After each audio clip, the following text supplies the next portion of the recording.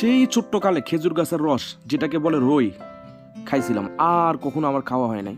এভাবে অনেক লোক আছেন যারা বিশেষ করে প্রবাস, তারা তো এমনও আছে কেউ 8-10 বছরও খেজুর গাছের রস যেটাকে বলে রই খান নাই, ঠিক না? আমি নিজে গ্রামের মানুষ, বিশ্বাস হবে কিনা জানি না, এইভাবে গ্লাসে করি মানে তৃপ্তি পড়ে আমার মনে হয় না আগামী 5 বছর আমি খাইছি। সেই ছোট্টকালে কি করতাম, ঢিল মারতাম কলসির মাথা বাড়ায় বা পিছনে, তখন একটু ছিদ্র হয়ে গেলে ওখান দিয়ে ফোটা ফোটা ফোটা ফোটা হা করে খাইতাম সেই ছোট্টকালে খেজুর গাছে। আর কখনো খাওয়া হয় নাই, মানে তৃপ্তি ভরে আমার মনে হয় এই প্রথম খাইছি।